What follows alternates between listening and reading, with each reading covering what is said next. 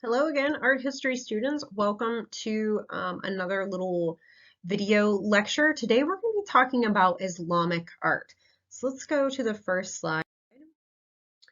So up to this point, we've kind of been talking about this split in the Roman Empire with kind of the last lecture and the lecture before. And we talked about how the capital of Rome was taken from Rome by Constantine the Great over here to Constantinople, right, which is located in the Middle East. And you watched the little TED Ed video that sort of had to go along with that. So with this lecture, where it kind of fits in with the chronologically, but not 100%, and that's okay. We are talking about Islamic art in this very general way. We're not necessarily exploring it in a chronological sense. So we're basically looking at the major overarching themes that are in Islamic art and kind of why those are and what they mean. We're also going to be introducing quite a few new vocabulary words, which are some are very specific to Islamic art. And then some of the things that we're going to talk about, some of the places that we're going to talk about specifically over here in Spain will become important as we progress into the Gothic and medieval period. So with that, let's get right into it. Right? So I just threw these two slides in, which are of griffins and sphinxes, which are these kind of animal-human hybrids. And I wanted to give you guys like a throwback. Just remember back to when we had the lecture about Mesopotamia and these animal-human hybrids. And remember that this is the same area of the world. And on this little jug, I know it's difficult to see. I love this jug. It has these two animal-human hybrid sort of sphinx creatures in there. So this is kind of just a like, hey, remember where we were, and some of those themes may or may not kind of crop back up or kind of come back into play. All right, so I'm going to make some very generalized statements, which are like, we have to put a little kind of thing in parentheses here. So typically, not 100%, not entirely, not always, but for the most part, 97% of the time, Islamic art focuses specifically on patterns and calligraphy. There are very, very few human representations, figures, the figure, human beings, especially specific faces that represent individuals, are considered idolatry. So this kind of links back to the iconoclasms that we talked about before, right? This idea that something that's idolatry can be confused or can be misinterpreted, right? So there's this spiritual connection, right? And then there's this visual physical connection. So the Quran really forbids and really warns against the worshiping of false idols. And that is part of the reason why Islamic art focuses on just patterns and calligraphy. Not 100%. Like I feel like the need to like make that little asterisk there. It's like we will see some depictions of human beings in this lecture, but for the most part, it is going to be pattern and calligraphy. And with those two things, there is this whole plethora of visual artistic exploration. So let's kind of break some of it down. So this is what's known as a tugra, and I'm hoping, wishing and hoping that I pronounce this correctly. So this is the insignia of a sultan or an important person. This is actually text. This is someone's name, the Sultan Soleimani the Magnificent, written out as a way to represent him. So the fact that it has gold leaf on it, the fact that it has this kind of like large elongation of some of the letters is part of what makes this seal signify him, makes this word signify him. It's not just a elaborately decorated nameplate, right? There's a little bit more information embedded into it. Right? So again, there isn't this tradition like in the West and specifically in Europe. As we move up into Europe, there's this long tradition of kings and rulers having their images depicted, right? We just got done talking about Rome with Augustus of Porta, and then we talked about Justinian and how both of those images held so much power and were about kind of the power that that leader commanded. And this is very, very different. In some ways, it's more humble because it's not about a specific person, but it is a nameplate. So it is commanding authority in a similar way, but very different. All right, so this is calligraphy from the Quran. So I just want to point out, if we kind of go back to when we talked about the principles and elements of design, right? So this is language, this is text, but it's been elongated. It has these swooping lines underneath of it, which are part of the text, but gives it this beautiful flow, this kind of drawback to the word before and that sort of thing. This is not the design that goes along with the calligraphy oftentimes will kind of go along with what the text is saying. So let's look at another example of how the text is pointing to something. This is one of my favorite art objects to talk about. So this bowl has a prayer around the outside of it. So it kind of starts here. Oops, let's get a different color. Starts here with this kind of symbol, which is sort of like a period or meaning like a start or an end. And then the way the text does this long swooping line around the edge of the bowl and then juts in, always pointing towards the center, right? All of these lines are intentionally drawing your eye to that sort of central dot, right? It's kind of like, it's almost like a clock face or something like that, where it's drawing that attention in. There's this radial visual element, and it's done with such very little lines and very little action and attention that's drawn to it. It's very simple, but yet very beautiful. All right, so architecture and pattern. So like we said, Islamic art kind of there are two major elements to it, which is the text, the language, the calligraphy, and then these interlocking geometric shapes that repeat over and over again. And this usually covers the exterior or the interior and exterior of all buildings. And the word for this is arabesque. That is the kind of official art term for this complete covering of an object in interlocking, repeating geometric patterns. So let's again kind of go back to our roots. So what makes something a pattern, right? A pattern repeats, and a pattern, we know the next step. Once we establish the pattern, we know what comes next. So let's go on to the next slide.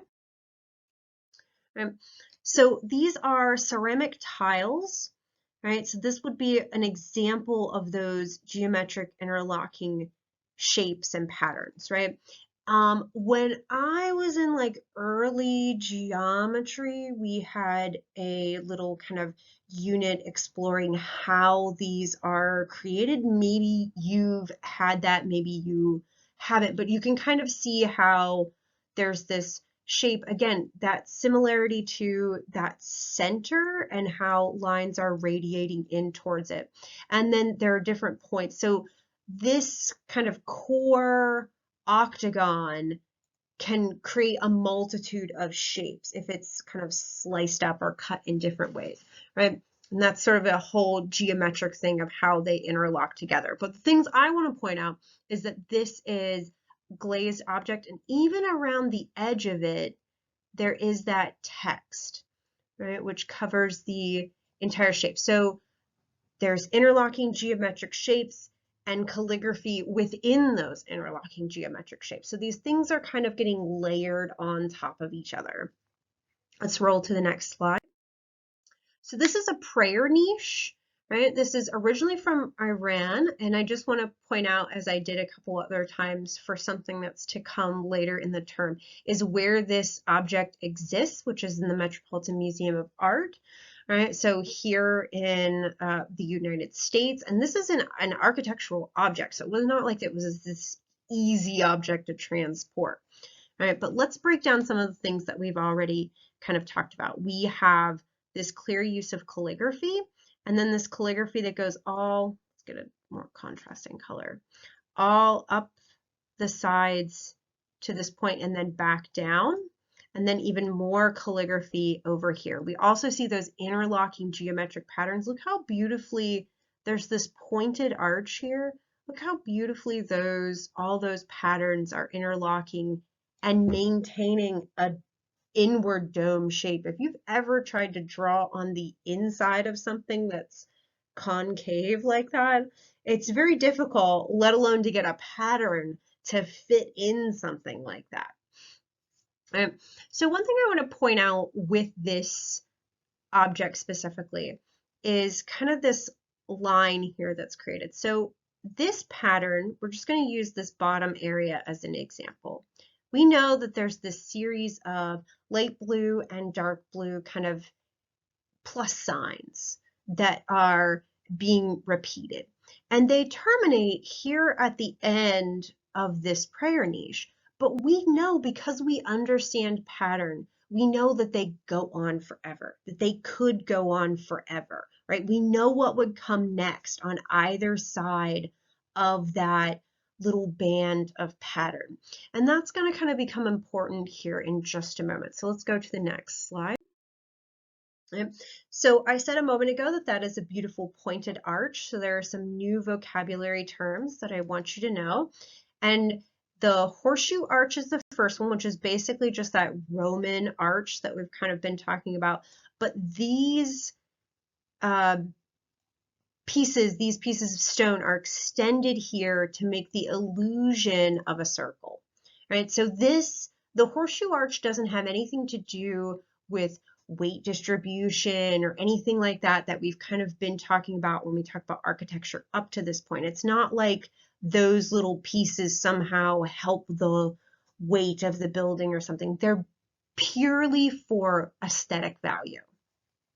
This is called, we're not going to use this term ogival, we're going to use the term pointed arch for this. And this is just bringing the arch up to a little peak. Again, not about any kind of weight distribution or there's no technical reason for this. This is a beauty reason. Right? The next term is mucornus. We're not going to see an example of a mucornus until the very end of the slide, but there can be an interior mucornus or an exterior one. So what exactly is that? It's basically the architectural element. In this case, right, is a pointed arch, and it's patterned and repeated all over the interior of that space, right? So there's all these tiny little pointed arches inside, I don't know, I can't like draw right on top of it, inside of that larger pointed arch. And they kind of create this infiniteness. It can also happen on the exterior of a building, right? So we can kind of see these kind of like half domes or kind of arches coming out here that are again patterned all over the exterior of a building. So we're going to see an interior mucornus here at the end of this lecture. All right, so this is the Great Mosque in Tunisia. So this was the first mosque that was built in North Africa. And I'm going to use it kind of as an example to give you guys some architectural elements that are really important as we move forward. So this building has this one large minaret right in the front. And in the Islamic tradition, they pray 5 times a day. There are 5 pillars of Islam, and there is a prayer for each of those. So 5 times a day. And the people are called to pray from this tower, which is called a minaret. Right?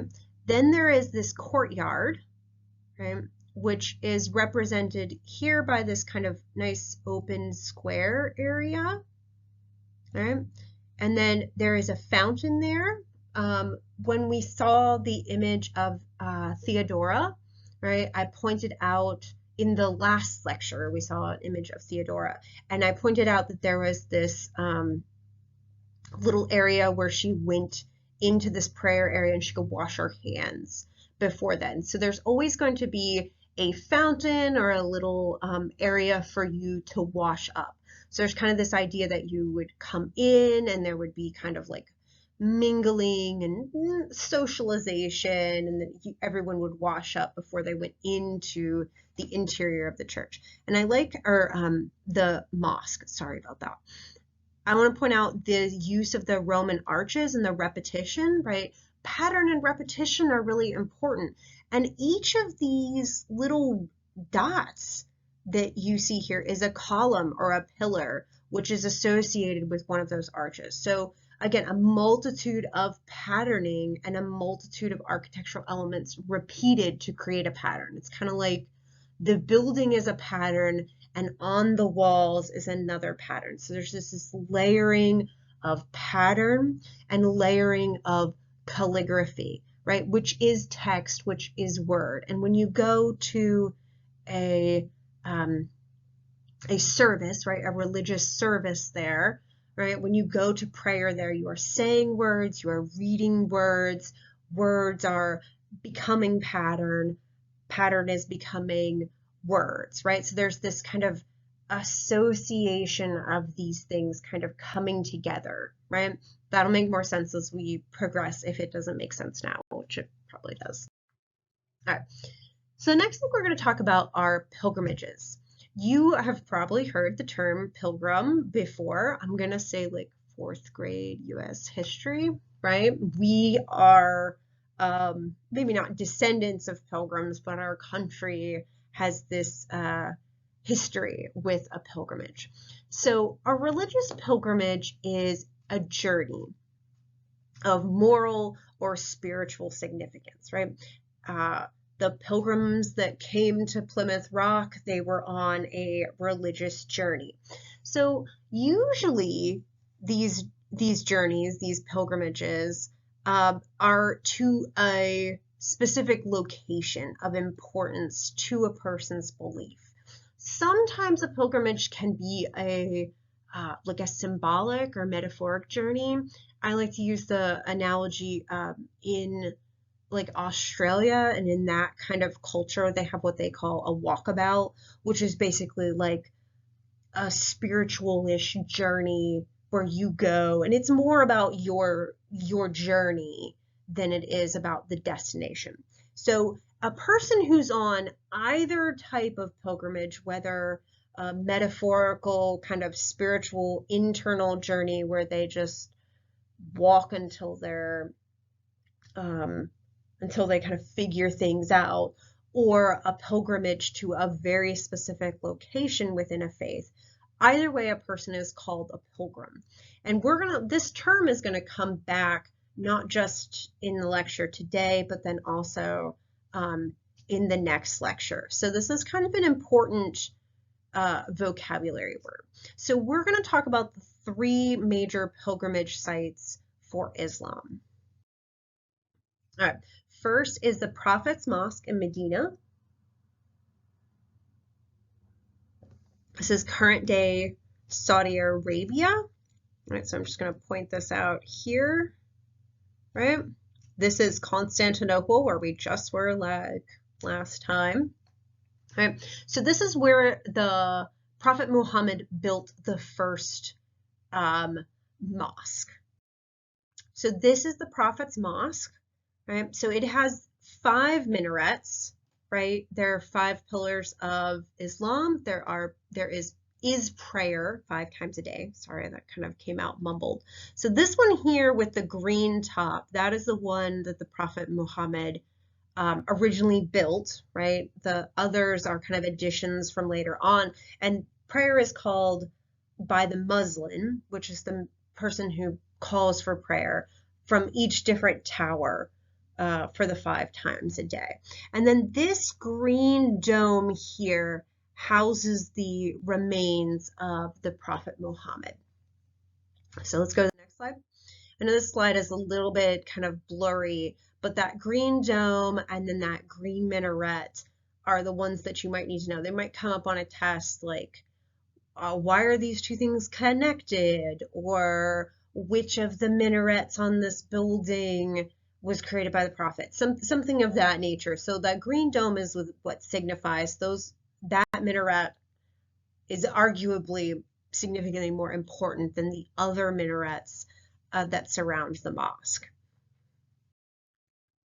All right, so this is a watercolor painting from the probably 17th century of the Prophet's mosque, right? So we see at this time, there is that dome, right, which houses the remains. And then this is a representation of the courtyard here, right? And that kind of like the little fountain where you would wash up. And like I said, the interior is patterned and decorated with all of these arches, right? And in this case, they're pointed arches. And we can see how even in the representation of the interior of the building, which is mostly what this watercolor represents, is this patterning of the architecture, right? So the architecture is pattern, and pattern, you know what I mean? There's like that, I keep doing this. This means something, even though it doesn't make any sense just yet. So, but stick with me as we move forward. The next pilgrimage site is Mecca. Like I said, this is the birthplace of Muhammad. Medina was where the Prophet Muhammad gave his first sermon and sort of like the birthplace of Islam. So Mecca is the physical birthplace of Muhammad, and it is the location of the Kaaba.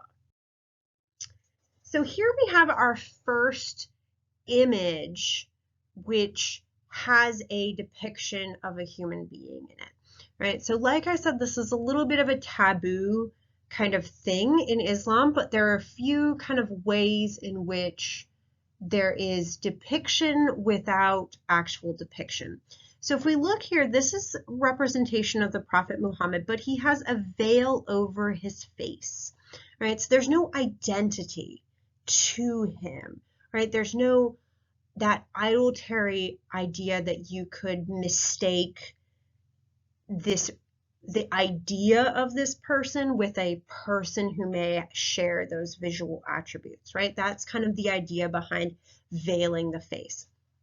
The other thing I want to point out is the sort of the fire that is around the head, right? We know and have seen in multiple cultures, in multiple ways, this kind of drawing attention to the head as the spiritual center of the body. And this is done in the Islamic tradition with this kind of head in fire.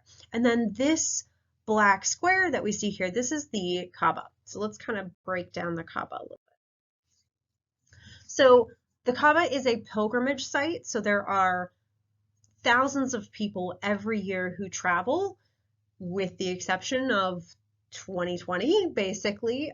There were pictures for the first time that I saw on the news of the Kaaba without a massive amount of worshipers around it. This is what it looks like normally. We don't actually live in normal times, unfortunately. So, but what we're talking about here is this little building, which is the house of God on earth. And that is all I'm going to kind of say about that, because what we're focusing on is the art history and the art of the building. So this structure is not actually a structure that you can go into. It's not a physical location that you can like go in and tour or anything like that.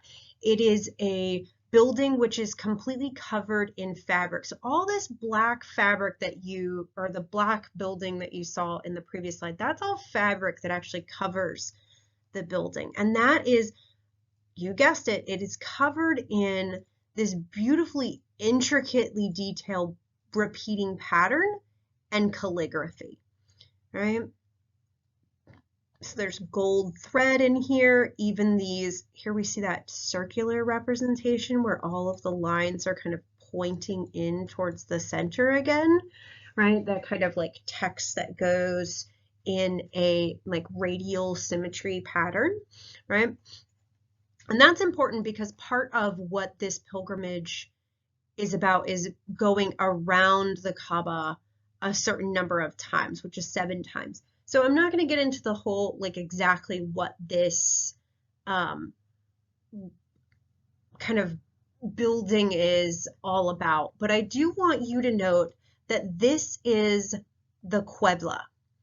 So the Qibla is the direction that all Muslims and people who are devout Islamic, when they pray 5 times a day, they face this building. They face the Kaaba, right? So that is called Qibla. All right.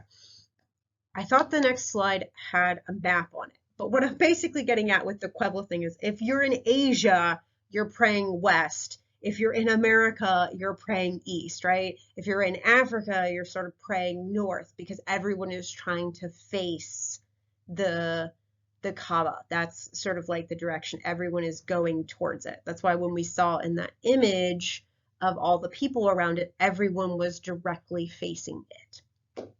Okay, so moving on. So the last pilgrimage site that we're talking about is Jerusalem.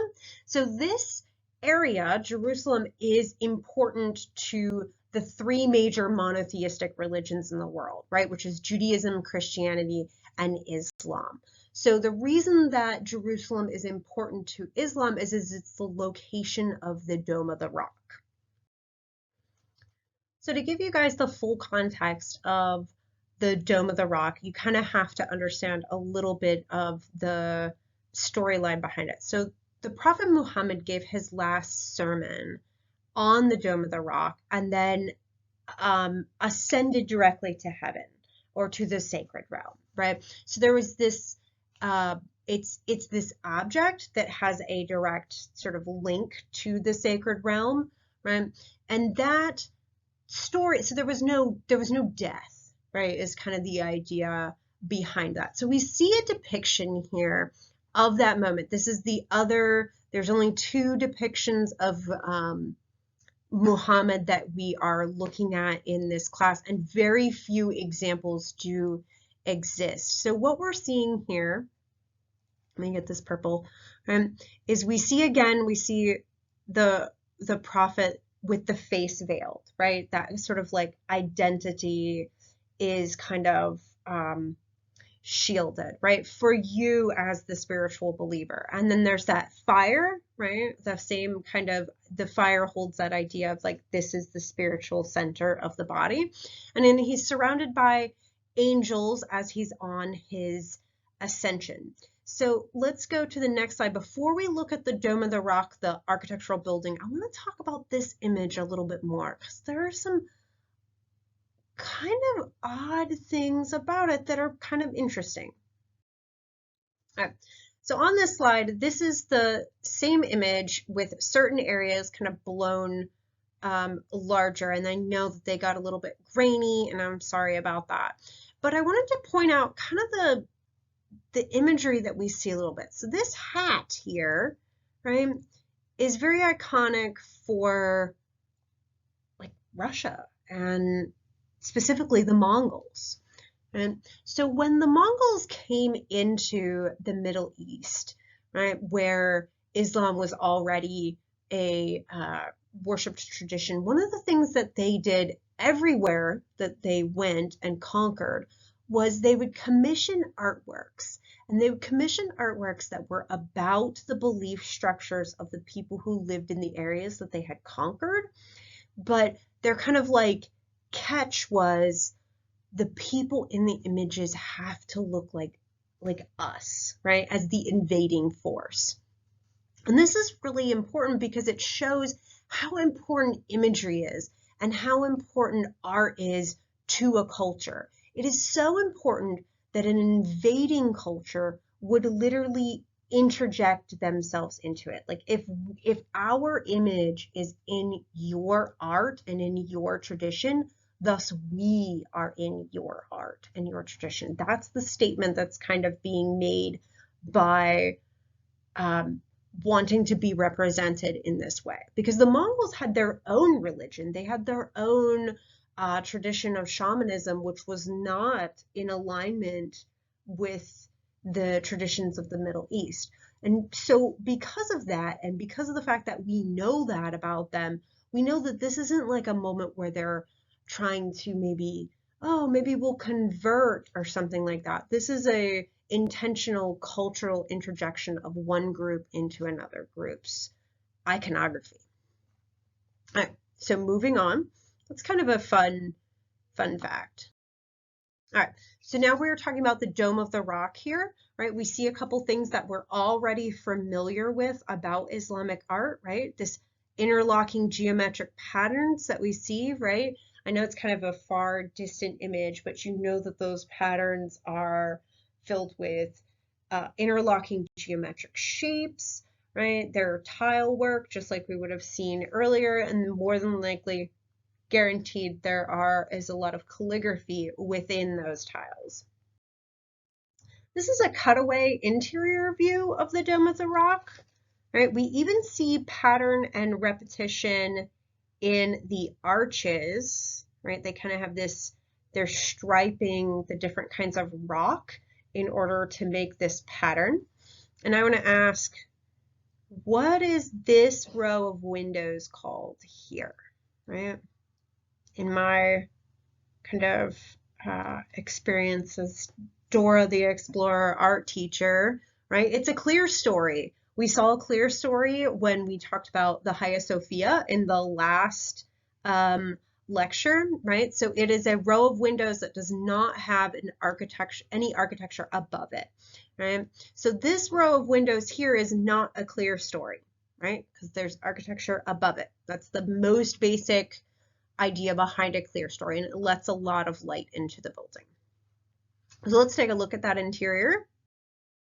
All right, so here we can see, I just want to point out those arches again that have that beautiful striping of different types of rock, right? Different material going around. We see those geometric patterns that are interlocking. These might look kind of familiar, right? Maybe, maybe not. Okay, another thing that's kind of difficult to see is each of these little circles here has text, has calligraphy inside of it, right? So it's these same basic elements of calligraphy and interlocking geometric patterns and repetition, right? And those specifically, those things that are being repeated, they're just coming together in so many different ways. There's very simplisticness to this that's also very, very robust, right? So let's keep moving on. Okay, so here we are back at our little map here. So again, this is, my mouse isn't working. This is Medina. This is the area of the Pueblo. So everybody, because this is where the Kaaba is, everybody who's praying is facing that, right? So I thought this slide was back at the previous one. Anyway, we are now moving to Spain, and we're going to talk about Spain. So next lecture, we're going to go north and talk about Europe during the Dark Ages, during the medieval period. But we're going to talk about Spain last because there is kind of a conflict right here in this area where basically Islam and Christianity kind of meet geographically. And that's going to create both incredible architecture and a little bit of conflict, which is historically significant. So let's look at the beautiful architecture in Spain. So this is the Great Mosque of Cordoba, right? So this mosque has double horseshoe arches and is sometimes called the forest of trees. So let's look at some of the things that we're already familiar with.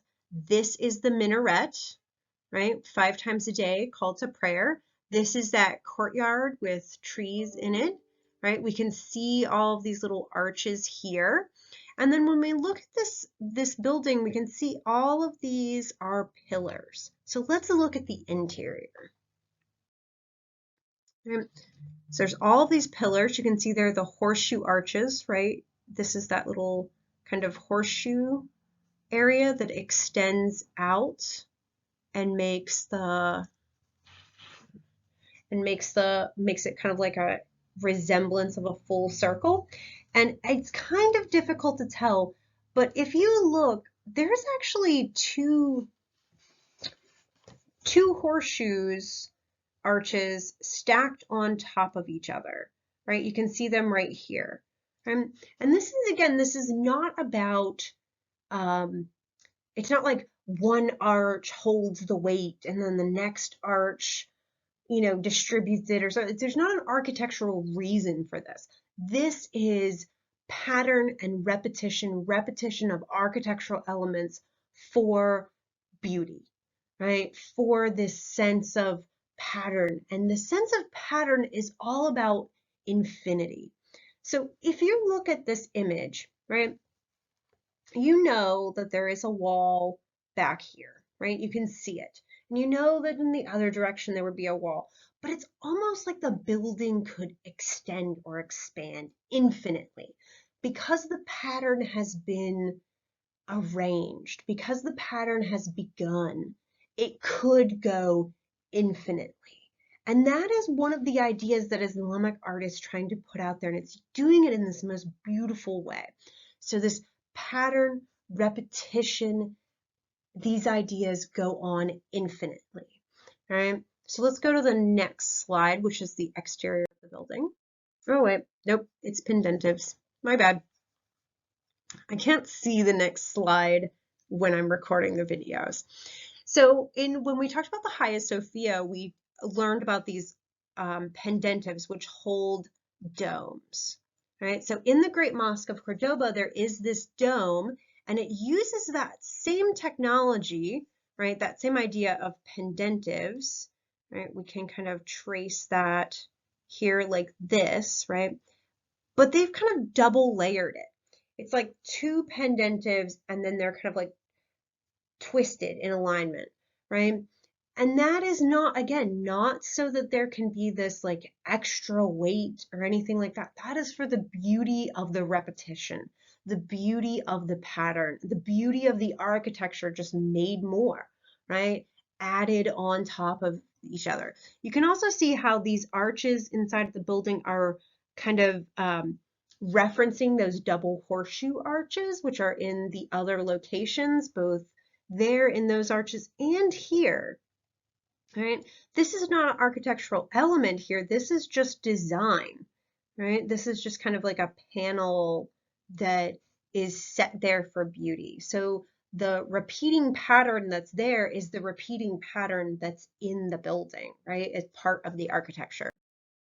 Here we are on the exterior. We see that same kind of thing, that horseshoe arch that's being repeated, right? There is the horseshoe arch there. There actually is a door down below here, but again, this arch is just for decoration. And then here, I love this.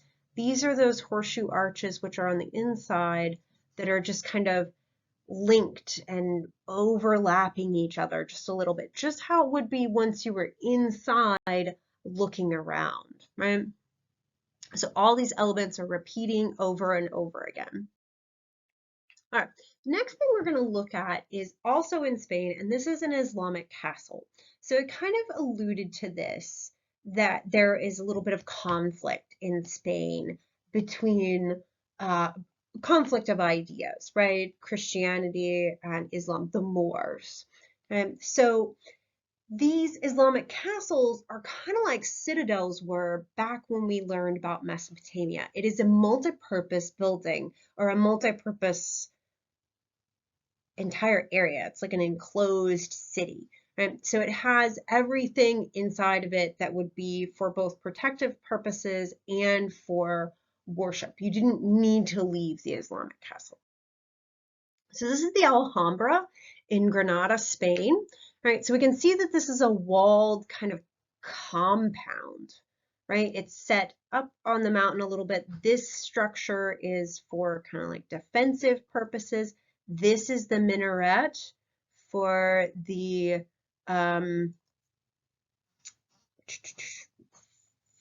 mosque that's inside of there. So there's it's like its own little enclosed or encased city.